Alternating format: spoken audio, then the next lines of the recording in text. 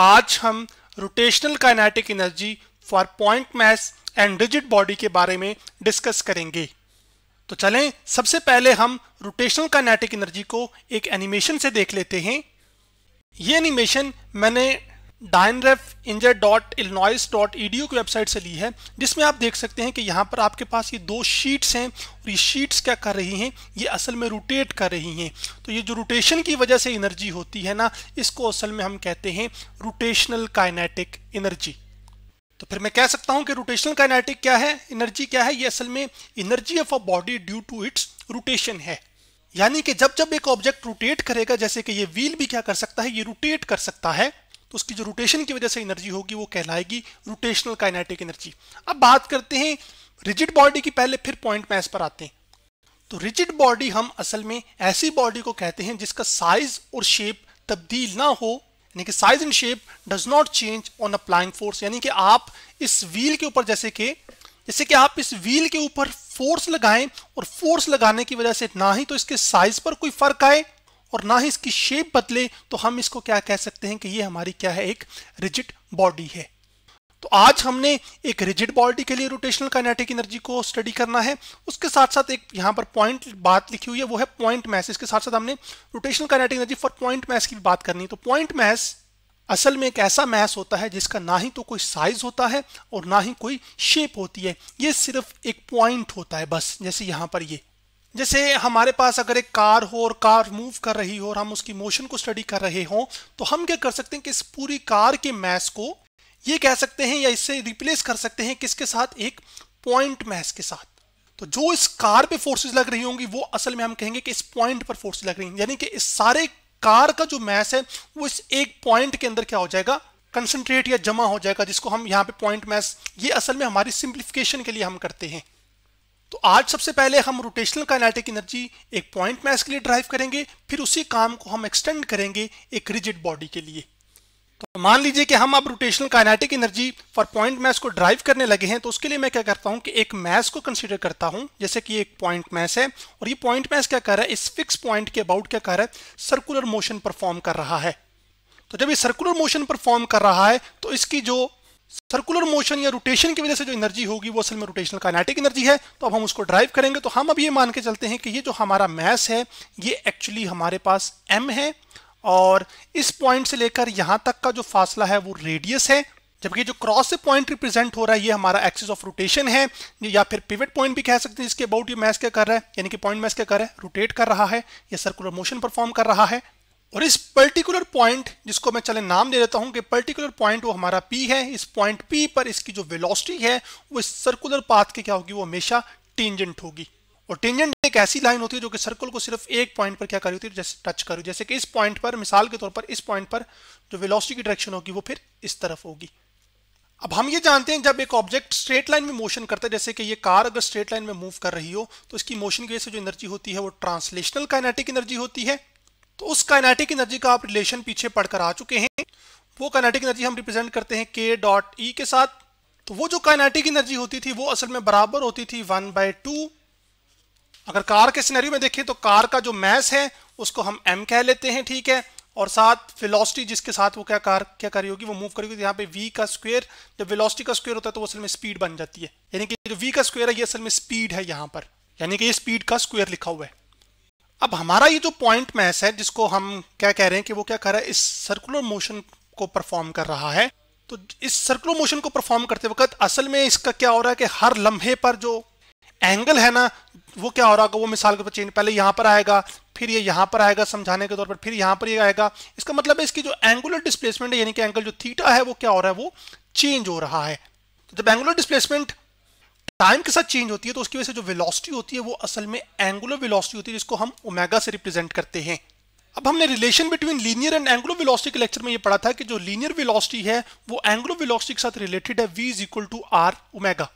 अब यहाँ पर ये जो v लिखी हुई है ये असल में आपके पास लीनियर वेलोसिटी है, जबकि जो ओमेगा है ये एंगुलर वेलोसिटी है। तो अब हम क्या करेंगे कि इस v की जगह जो लीनियर वेलोसिटी v है उसका एक्सप्रेशन जो कि एंगुलर वेलोसिटी से जुड़ा हुआ है, v is equal to r omega जो है, उसका इस्तेमाल करके इस v की वैल्यू इस एक्सप्रेशन के अंदर हम क्या करेंगे, सब्स्टिट्यूट करेंगे। तो हमारे पास एक सिंगल पार्टिकल की जो है वो रोटेशनल काइनेटिक एनर्जी आ जाएगी, जिसको हम पॉइंट मास के तौर पे लेकर चल रहे हैं। तो आपके पास k डॉट ई आ जाएगा यहाँ पर 1/2m आ जाएगा, ठीक है। और v की जगह हम पुट कर देंगे r ओमेगा। चलिए यहीं से कॉपी करके मैं यहाँ पे पुट कर देता हूँ, ठीक है। और इसके बाद हमने इसका क्या लेना है, यहाँ पर क्या था v का स्क्वायर, तो r ओमेगा का भी क्या आ जाएगा हमारे पास यहाँ पर स्क्वायर आ जाएगा। अब 1/2 तो उसी तरह साथ आएगा, तो 1/2 आ जाएगा, ठीक है। फिर आपके पास यहाँ पर आ जाएगा m, फिर हम इन टर्म्स का स्क्वायर करेंगे तो r का जो स्क्वायर है वो r स्क्वायर आ जाएगा। इसी तरह ओमेगा का जो स्क्वायर है वो ओमेगा स्क्वायर आ जाएगा। अब क्योंकि ये हमारा जो काइनेटिक एनर्जी का एक्सप्रेशन है वो एंगुलर वेलोसिटी की टर्म में एक्सप्रेस हो गया है, इस वजह से ये जो काइनेटिक एनर्जी है अब ये आम काइनेटिक नहीं एनर्जी रही, बल्कि अब ये क्या बन गई है, रोटेशनल काइनेटिक एनर्जी। इस वजह से मैं यहाँ पे लिख लूंगा k डॉट ई और r ओ टी, जो कि सबस्क्रिप्ट में लिखा है मैंने। तो ये हमारे पास एक रोटेशनल काइनेटिक एनर्जी का थोड़ा सा सिंप्लीफाइड फॉर्म है। अब हम इसको और थोड़ा सिंप्लीफाई करते हैं। अगर आप यहाँ पर देखें तो ये लिखा हुआ है m r का स्क्वायर। तो अगर आप इस एक्सप्रेशन पर गौर करें तो क्या ये मूवमेंट ऑफ इनर्शिया नहीं लिखा हुआ एक पॉइंट पार्टिकल के लिए, जो कि आपको ये इंफॉर्मेशन देता है कि कोई मास कितना रेजिस्ट करेगा कि उसमें रोटेशन पैदा ना की जाए। तो यहाँ पर आपके पास वो पार्टिकल है, पॉइंट पार्टिकल है या पॉइंट मास है, तो पॉइंट मास कितना रेजिस्ट करेगा कि उसमें रोटेशन पैदा नहीं की जा सके, वो असल में क्या उसका मोमेंट ऑफ इनर्शिया। तो जितना मोमेंट ऑफ इनर्शिया ज्यादा होता है उतना डिफिकल्ट होता है उस ऑब्जेक्ट को रोटेट करना। तो यहाँ पर वो ऑब्जेक्ट जो है वो हमारे पास एक पॉइंट पार्टिकल है, तो यहाँ पर जो पॉइंट पार्टिकल की हम रोटेशन की बात कर रहे हैं, यानी कि सर्कुलर मोशन की यहाँ पर उसकी बात की जा रही है। अभी जो मोमेंट ऑफ इनर्शिया है इसको हम डिनोट करते हैं सिंबल I के साथ। तो हमारे पास एक कंपैक्ट फॉर्म आ जाएगी काइनेटिक रोटेशनल एनर्जी की। तो मेरे पास काइनेटिक रोटेशनल एनर्जी जो है वो आपके पास एक पॉइंट पार्टिकल के लिए आ जाएगी 1/2। इस mr स्क्वायर की जगह मैं पुट कर दूंगा मोमेंट ऑफ इनर्शिया, जो कि मेरा I है, और साथ क्या आ जाएगा ओमेगा स्क्वायर। तो ये हमारे पास रोटेशनल काइनेटिक एनर्जी का एक्सप्रेशन एक पॉइंट मास के लिए आ चुका है। अब हम इसी को एक्सटेंड करेंगे और हम रिजिड बॉडी के लिए, जैसे कि एक व्हील हो सकता है या फिर एक डिस्क हो सकती है, तो अब हम उसके लिए रोटेशनल काइनेटिक एनर्जी मालूम करेंगे। तो मान लीजिए कि अब यहां पर हम क्या ले रहे हैं, एक डिस्क, और डिस्क आपके पास एक असल में रिजिड बॉडी है। और रिजिड बॉडी की खास बात क्या है कि इसमें आपके पास एक तो लार्ज नंबर ऑफ पार्टिकल्स मौजूद होते हैं, जिनको मैं सिर्फ समझाने के लिए यहाँ पे ड्रॉ कर रहा हूँ, ठीक है। लार्ज नंबर ऑफ पार्टिकल्स होने के साथ साथ आप जब इन रिजिड बॉडी के ऊपर फोर्स लगाते हैं तो इन दो पार्टिकल्स जो भी मौजूद होंगे इनके बीच में फोर्स लगाने से जो डिस्टेंस है वो चेंज नहीं होगा। ये शर्त है एक रिजिड बॉडी के लिए। तो अब हम इस डिस्क को थोड़ा सा बड़ी पिक्चर में इमेजिन करते हैं और ये कहते हैं कि आपके पास इस डिस्क के अंदर ये डिफरेंट नंबर ऑफ पार्टिकल्स हैं। तो मैं हर एक पार्टिकल की काइनेटिक एनर्जी निकालूंगा और तमाम काइनेटिक एनर्जीज को ऐड करके क्या कर लूंगा कि जो रोटेशनल काइनेटिक एनर्जी है इस रिजिड बॉडी के लिए यानी कि डिस्क के लिए, उसको क्या कर लूंगा, वो डिटरमिन कर लूंगा। ये हमारा अब आगे मकसद है। अब जैसे ये डिस्क इस पॉइंट के अबाउट रोटेट करती है, इसी तरह ये जो तमाम पार्टिकल्स हैं डिस्क के वो भी क्या करें, इसी पॉइंट के अबाउट रोटेट करें। और ये जो रोटेशन हो रही है ये एंटी क्लॉकवाइज है। अब हम ये मान के चलते हैं कि ये जो हमारा पहला पार्टिकल है इसका जो मास है वो एक्चुअली m1 है, ठीक है। फिर ये जो पार्टिकल है इसका जो मास है वो m2 है। इसी तरह ये जो पार्टिकल है इसका जो मास है वो m3 है, और सो ऑन ये m4 है। और ये पार्टिकल यानी कि जो डिस्क है ये लार्ज नंबर ऑफ पार्टिकल से मिलकर बनी हुई है। तो हमारे पास हम ये कह लेते हैं कि टोटल नंबर ऑफ पार्टिकल्स क्या है, वो असल में mn है, समझाने के तौर पे भी। तो mn पार्टिकल्स तक क्या हुई है, ये चीज एक्सटेंड हुई है। अब आप ये भी देख रहे होंगे इसके साथ साथ हर पार्टिकल का जो डिस्टेंस है इस फिक्स पॉइंट से यानी कि पिवट पॉइंट या एक्सिस ऑफ रोटेशन से वो डिफरेंट है। इस वजह से हम इस पार्टिकल का जो डिस्टेंस है एक्सिस ऑफ रोटेशन से वो हम ले रहे हैं r1। इसी तरह जो सेकंड पार्टिकल का जो डिस्टेंस है उसको ले रहे हैं r2। इसी तरह जो थर्ड पार्टिकल का डिस्टेंस है उसको ले रहे हैं हम r3, और फोर्थ पार्टिकल का हम ले रहे हैं r4। तो जो nth पार्टिकल के लिए क्या होगा कि वो हम ले लेंगे rn। अब नोटेशन को सिंपल रखने के लिए मैं क्या करता हूं कि ये जो टोटल रोटेशनल काइनेटिक एनर्जी होगी इसको मैं रिप्रेजेंट करूंगा k डॉट ई, जो कि काइनेटिक एनर्जी, और t का यहां पे सिंबल मैं इस्तेमाल कर रहा हूं टोटल के लिए, जो कि मैंने सबस्क्रिप्ट में लिखा है। तो अभी जो काइनेटिक एनर्जी टोटल होगी रोटेशनल, वो तो असल में बराबर होगी हर एक इंडिविजुअल जो पार्टिकल है उसकी काइनेटिक एनर्जी के सम के। तो मैं क्या करूंगा कि मैं इस पहले पार्टिकल के लिए काइनेटिक एनर्जी लिखता हूं जो कि रोटेशनल काइनेटिक एनर्जी, जिसको मैं k डॉट E1 कह रहा हूं। फिर इसी तरह मैं सेकंड पार्टिकल के लिए लिखूंगा k डॉट E2 लिखूंगा। फिर यही चीज हम तीसरे पार्टिकल के लिए लिखेंगे जो कि k.e3 होगा आपके पास, और इसको हम एक्सटेंड कर लेंगे n पार्टिकल्स के लिए जो कि हमारे पास आ जाएगी nth पार्टिकल की काइनेटिक एनर्जी k.e और साथ सिंबल आ जाएगा यहां पर सबस्क्रिप्ट में n।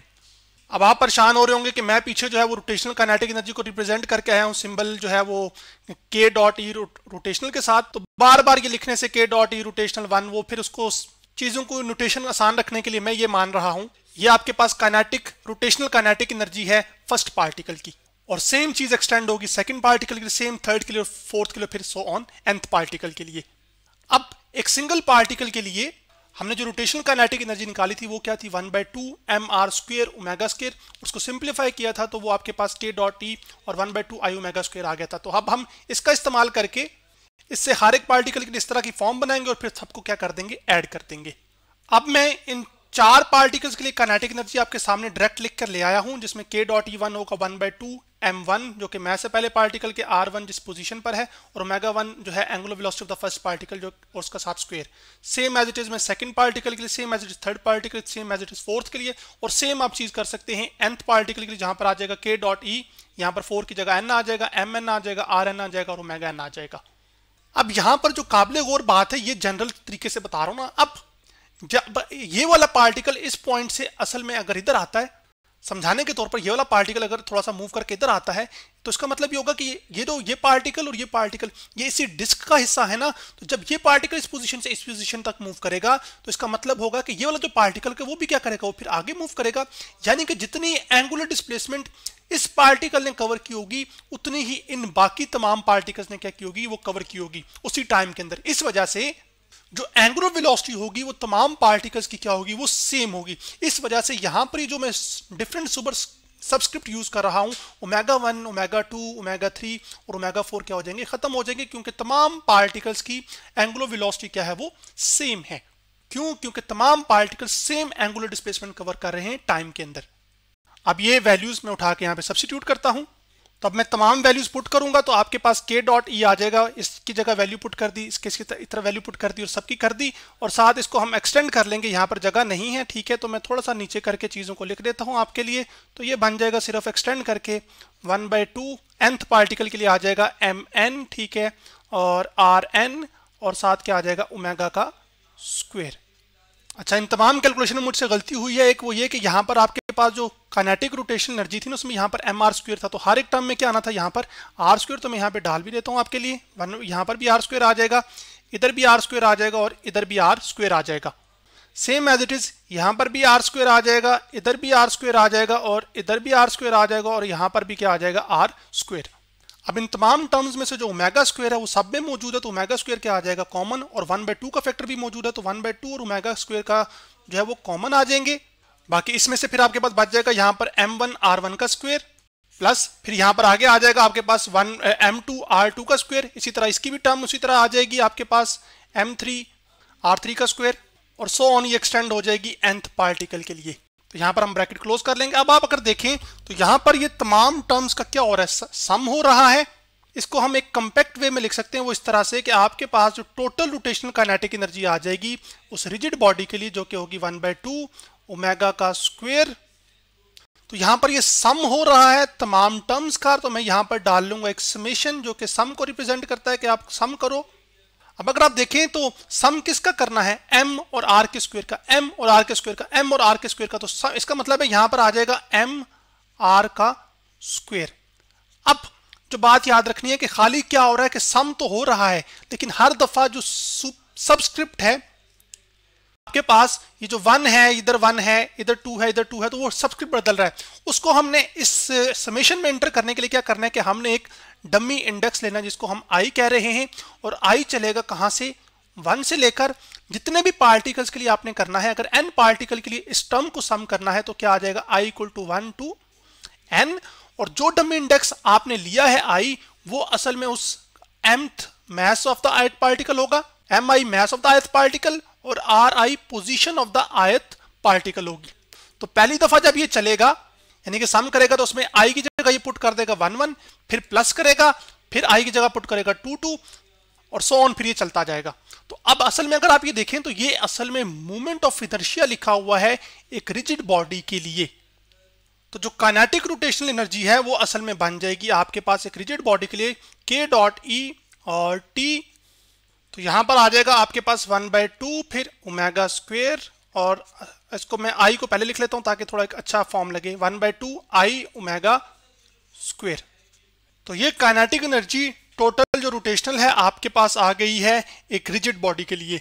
अब इस इक्वेशन का सिग्निफिकेंस और रोटेशनल काइनेटिक एनर्जी का सिग्निफिकेंस हम नेक्स्ट लेक्चर में देखेंगे, और उसके साथ साथ कुछ एग्जांपल्स के साथ रोटेशनल काइनेटिक एनर्जी को रिजिड बॉडी के साथ रिलेट करेंगे और अंडरस्टैंड करेंगे थोड़ी सी डेप्थ के साथ चीजों को।